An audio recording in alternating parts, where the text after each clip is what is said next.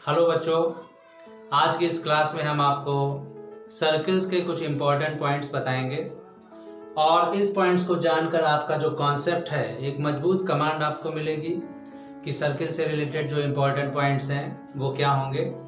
तो सबसे पहले हम सर्किल चैप्टर में सर्किल क्या होता है इसी से स्टार्ट कर रहे हैं कि एक सर्किल जो है उसकी डेफिनेशन क्या होगी और सर्किल को किस तरह से आप डिफाइन करेंगे। तो इसके लिए सबसे पहले हम देखते हैं कि अगर हम ये जो कुछ पॉइंट्स लिखे हुए हैं ये सभी आपको आज की इस वीडियो में बताएंगे। तो जो पहला है पॉइंट वो है सर्किल। सर्किल क्या होता है? तो आप कहेंगे एक सेट ऑफ पॉइंट्स। सर्किल क्या होता है यहाँ पर ये आप समझेंगे कि सर्किल है क्या। तो एक ऐसा सेट ऑफ पॉइंट्स, एक ऐसा सेट ऑफ पॉइंट्स है सर्किल, एक ऐसा सेट ऑफ पॉइंट्स है जो एक फिक्स पॉइंट से इक्वल डिस्टेंस रखता है। मतलब कि ये जो सारे पॉइंट हैं इस फिक्स पॉइंट से इक्वल डिस्टेंस रखेंगे तो ये जो सेट ऑफ पॉइंट्स आपका तैयार होगा ये सर्किल होगा। तो इसके लिए सबसे पहली कंडीशन ये है यहाँ पर कि जो सेट ऑफ पॉइंट्स हैं, ये जो इनफाइनाइट सेट ऑफ पॉइंट्स हैं और ये एक फिक्स पॉइंट है, तो फिक्स पॉइंट से इनफाइनाइट सेट ऑफ पॉइंट्स की जो बीच की डिस्टेंस होगी वो इक्वल होनी चाहिए।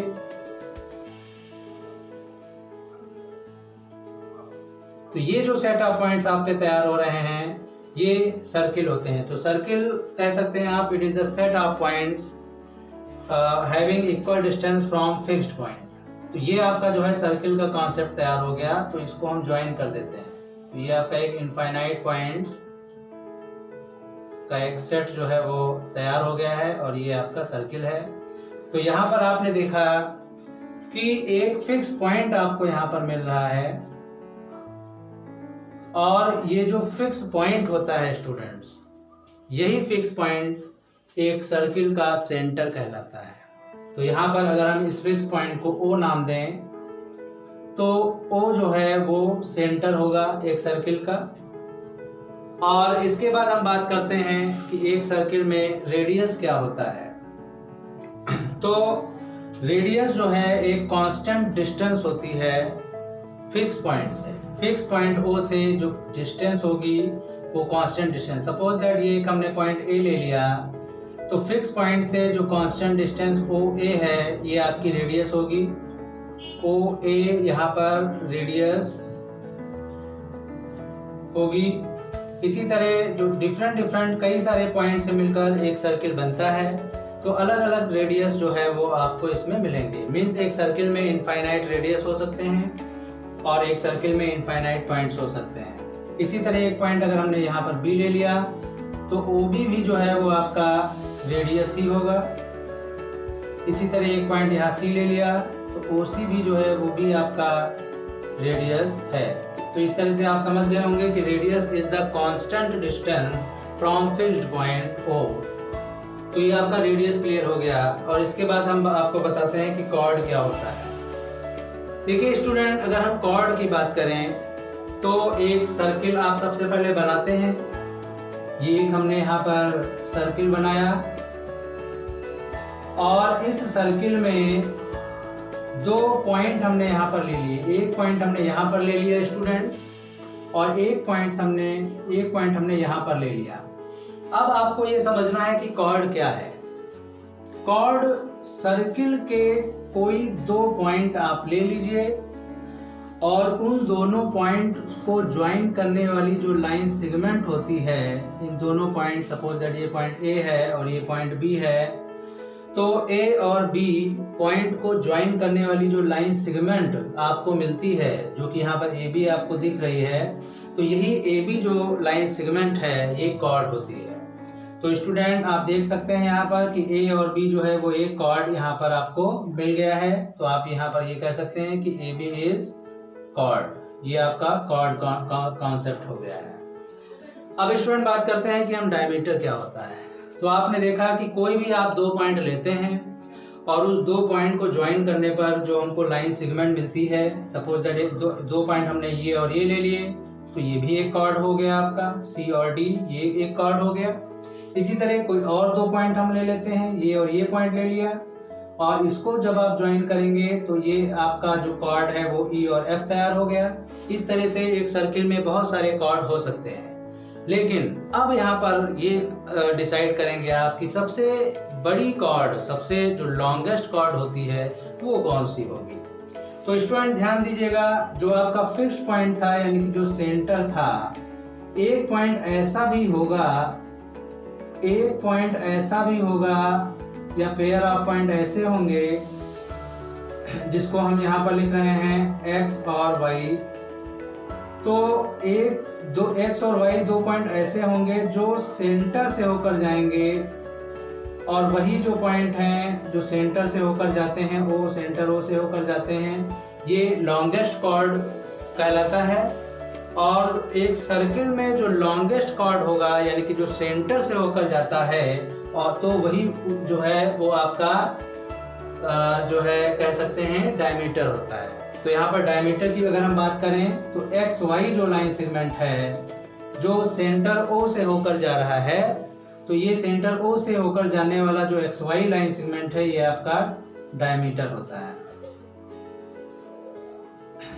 तो यहाँ पर आपने ये देखा कि ओ से जाने वाला जो ओ वाई पॉइंट है वो भी रेडियस है, ये भी रेडियस है, और ओ से एक्स की जो डिस्टेंस है ओ एक्स ये भी आपकी रेडियस है।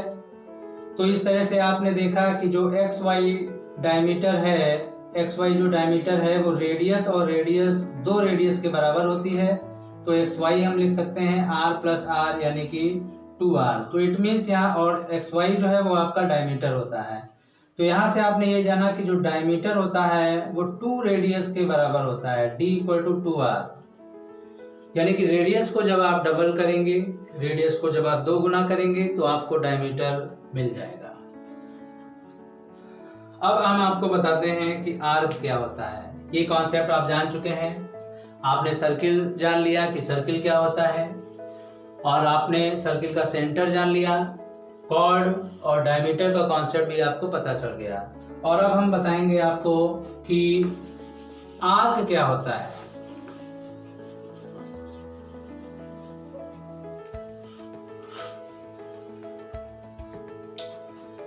देखिए एक हमने सर्किल यहाँ पर बनाया, अब आपका कॉन्सेप्ट आर्क है। आर्क क्या होगा, एक आपने सर्किल बनाया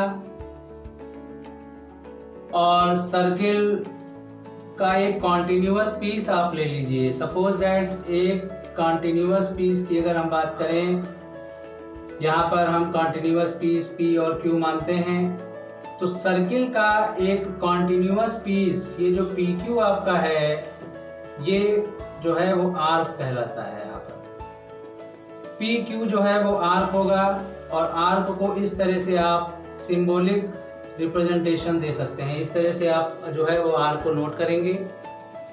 तो यहाँ पर और एक आर्क आपको जो कॉन्टिन्यूअस पीस है वो ऊपर से भी मिल रहा है, तो इसको आप जो है QP से नोट कर सकते हैं। तो स्टूडेंट आप देख रहे हैं यहाँ पर आपको 2 तरह के आर्क मिल रहे हैं। एक आर्क जो है जिसकी लेंथ कम है PQ, ये जो आर्क है ये कॉन्टिन्यूअस पीस है सर्किल का और इसकी लेंथ कम है। और एक आर्क आप देख रहे हैं जो ऊपर की ओर से जा रहा है, और ये जो आर्क है उसकी लेंथ जो है वो ज़्यादा है।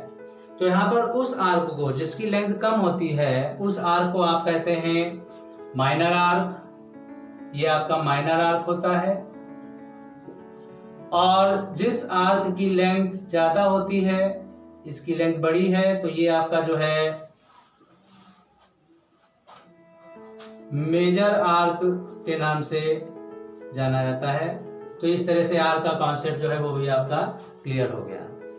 अब हम आपको बताते हैं कि एक सर्किल का जो सरकमफेरेंस है वो क्या होता है। देखिए सर्किल की रेडियस को अगर हम r नाम देते हैं, एक सर्किल है और उसकी रेडियस को अगर आप r कहते हैं, तो सर्किल में जो सर्कुलर डिस्टेंस होती है, एक सर्किल की जो सर्कुलर डिस्टेंस है, यानी कि आप P से पॉइंट पर हैं और घूम करके आप P पॉइंट पर ही आ गए, तो एक जो सर्कुलर डिस्टेंस आपकी तैयार हो रही है यहाँ पर, और सर्कुलर डिस्टेंस को हम पेरीमीटर कहते हैं। तो सर्किल की जो पेरीमीटर है उसी को सरकमफेरेंस बोलते हैं। तो आप यहाँ पर लिख सकते हैं कि perimeter of circle is circumference, ये आप ध्यान देंगे। और अगर एक सर्किल की रेडियस को आप r नोट करते हैं तो सरकमफेरेंस c जो है वो आपका 2 पाई r के बराबर होता है, और ये जो है सर्कुलर डिस्टेंस ही होती है। तो इस तरह से आपने सर्कुलर डिस्टेंस यानी कि सरकमफेरेंस के बारे में जाना।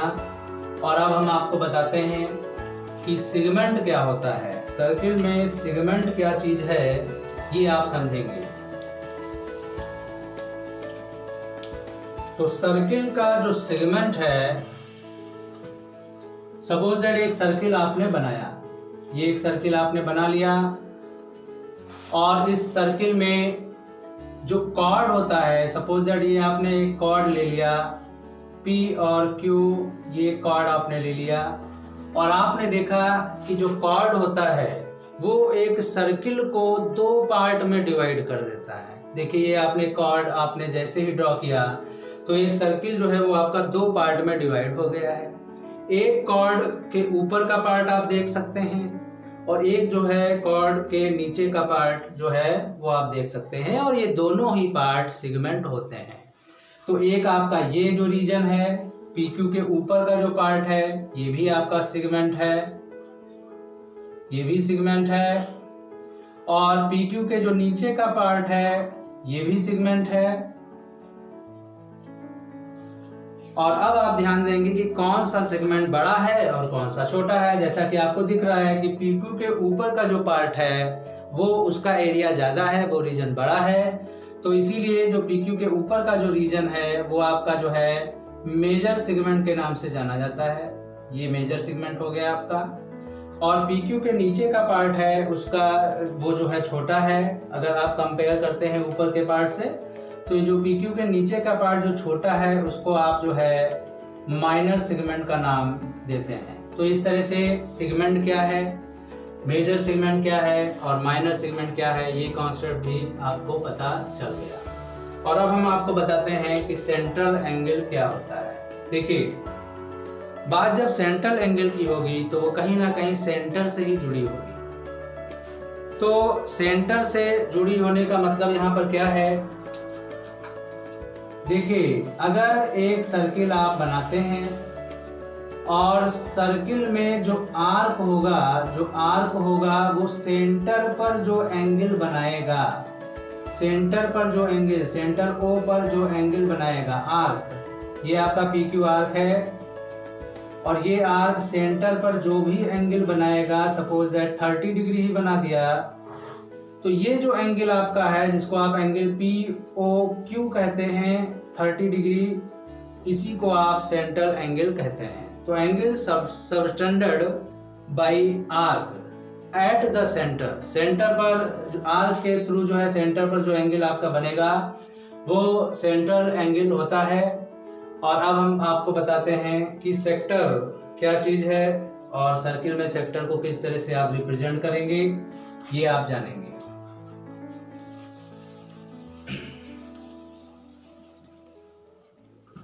तो यहाँ पर अगर हम सेक्टर की बात करें, एक सर्किल में अगर हम सेक्टर की बात करें तो सबसे पहले देखिए, एक हमने यहाँ पर सर्किल ड्रॉ किया, ये एक आपका सर्किल हो गया, और इस सर्किल में ये आप जो है यहाँ पर एक आर्क दिखाते हैं P और Q, और सेंटर O है, और सेंटर O जो है उसको आपने इसको और इसको ज्वाइन कर दिया। तो इस तरह से एक एंगल के साथ में ये जो रीजन आपको मिल रहा है ये आपका जो है सेक्टर रीजन होता है। यानी कि आर्क और दो रेडियस का क्या है यहाँ पर, OP और OQ, ये 2 रेडियस हैं। तो 2 रेडियस और आर्क से बनने वाला जो रीजन होता है, 2 रेडियस और आर्क से बनने वाला जो रीजन होता है, ये जो रीजन है वो आपका जो है सेक्टर होता है। तो यहाँ पर इस तरह आप देख सकते हैं कि एक तो सेक्टर आपका ये हो गया POQ रीजन, और ये रीजन जो है ये एरिया कम है, तो इस रीजन को आप माइनर सेक्टर के नाम से जानेंगे, ये आपका माइनर सेक्टर है।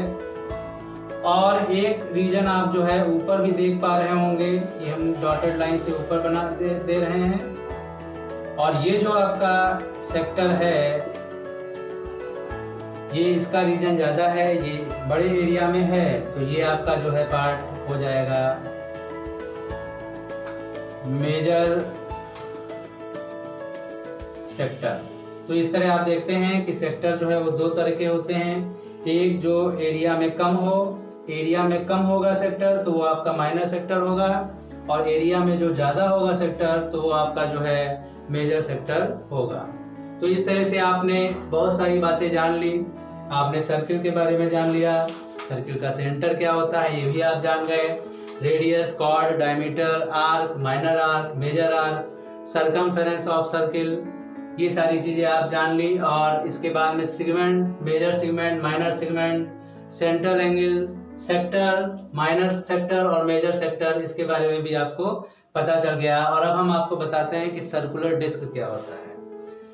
तो स्टूडेंट, अगर हम सर्कुलर डिस्क की बात करते हैं, देखिए एक सर्किल जो होता है तो उसके इंटीरियर के सारे पॉइंट, इंटीरियर में उसके इनफाइनाइट पॉइंट्स होते हैं, और सर्किल का जो सरकमफेरेंस है उसमें भी पॉइंट होते हैं।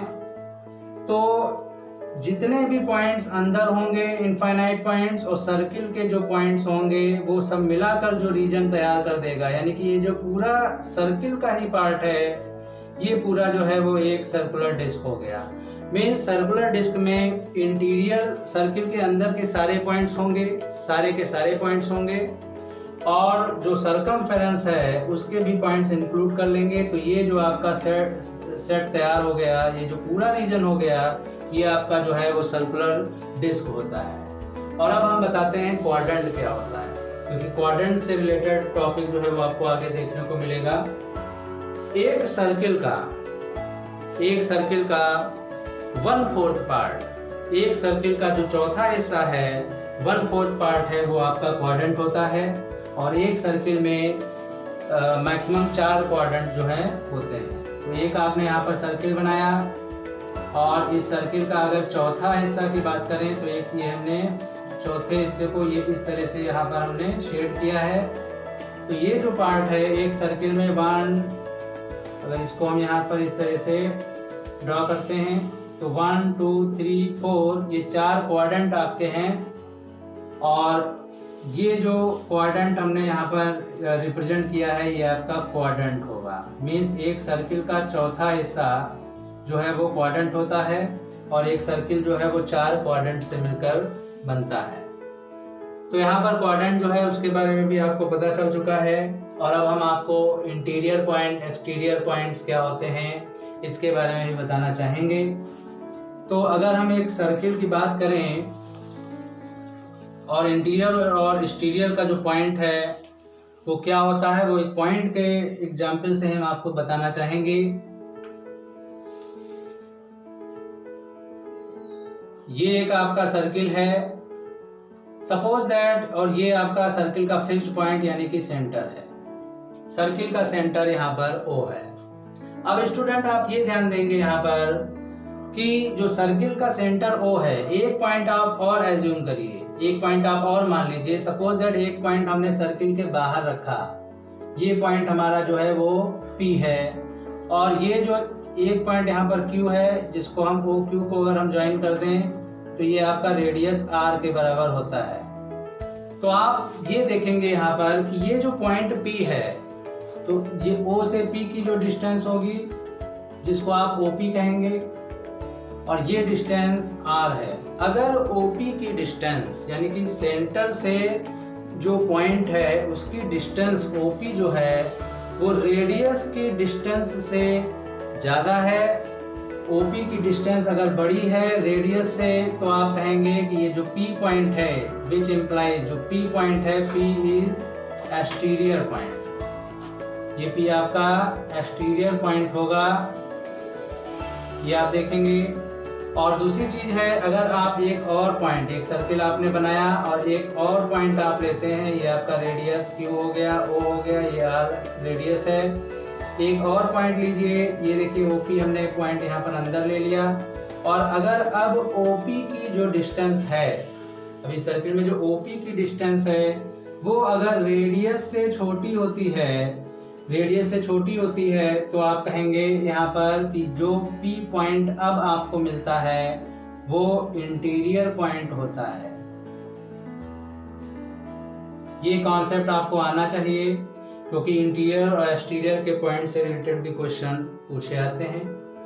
तो if OP is greater than radius then P is exterior point, and if OP is less than radius then P is interior point. And एक केस ऐसा भी हो सकता है कि OP और R आपस में इक्वल ही हो, OP और R जो है वो आपस में इक्वल हो, यानी कि ये आपका P और O इस तरह से, ये OP भी है और ये R भी है। तो इस केस में आप कहेंगे कि जो P पॉइंट है वो हमारा सर्कुलर डिस्टेंस पर ही है, यानी कि सर्किल पर ही है। तो P lies in the circle, वो सर्किल पर ही जो है वो लाई करेगा। तो इस तरह से इंटीरियर और एक्सटीरियर का जो पॉइंट कॉन्सेप्ट है वो भी आपको क्लियर हो गया है। और अब बच्चों हम आपको कंसेंट्रिक सर्कल्स के बारे में बताएंगे कि एक कंसेंट्रिक सर्कल क्या होता है।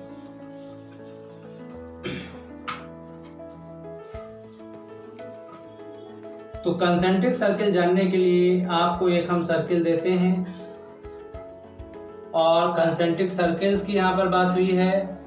तो ऐसे सभी सर्किल जिनका सेंटर सेम हो, सर्किल्स हैविंग सेम सेंटर, यानी कि ऐसे तमाम सारे सर्किल, बहुत सारे ऐसे सर्किल हो सकते हैं और जिनका सेंटर एक ही हो, यानी कि अगर ये O सेंटर है तो इस सर्किल का सेंटर भी O है, इस सर्किल का जो सेंटर है वो भी O है, और इस सर्किल का जो सेंटर होगा, इस सर्किल का जो सेंटर होगा वो भी O ही है। तो आप देख सकते हैं ये आपका सर्किल 1 था, ये आपका सर्किल 2 था और ये आपका सर्किल 3 था। इस तरह से बहुत सारे सर्किल हो सकते हैं।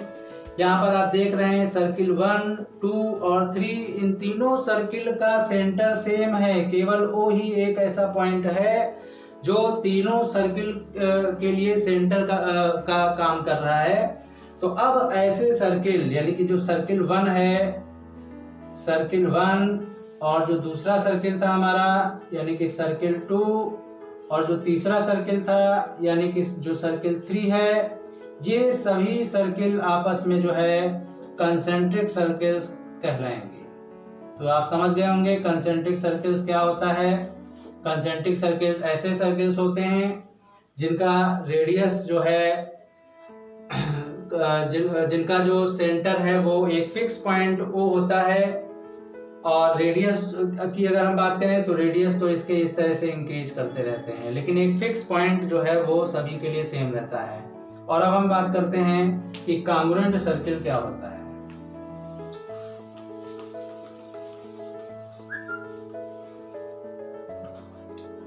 कांग्रुएंट सर्किल की अगर हम बात करें तो कांग्रुएंट सर्किल्स में हम दो सर्किल लेते हैं, दो ऐसे सर्किल आप लीजिए जिनकी रेडियस सेम हो। सपोज दैट ये सर्किल 1 है, इसकी भी रेडियस R है, ये सर्किल 2 है, इसकी भी रेडियस R है। तो यहाँ पर आप देखेंगे कि अगर दो सर्किल हैं और दोनों का शेप और साइज जो है वो एग्जैक्टली सेम हो, यानी कि दोनों के रेडियस बराबर हों, या ये कहें कि एक सर्किल जो है वो दूसरे सर्किल पर अगर आप कवर करते हैं तो एग्जैक्टली कवर हो जाता है, तो आप ये कहेंगे कि वो दोनों सर्किल जो हैं वो कांग्रुएंट सर्किल होंगे। तो कांग्रुएंट सर्किल की ये कंडीशन है कि कांग्रुएंट सर्किल में जितने भी सर्किल कांग्रुएंट होंगे उनका जो रेडियस होगा वो सेम होगा। ये कंडीशन होती है कांग्रुएंट सर्किल्स के लिए। यानी कि कांग्रुएंट सर्किल को प्रूव करने के लिए आपको क्या करना होगा कि रेडियस को बराबर दिखाना होगा।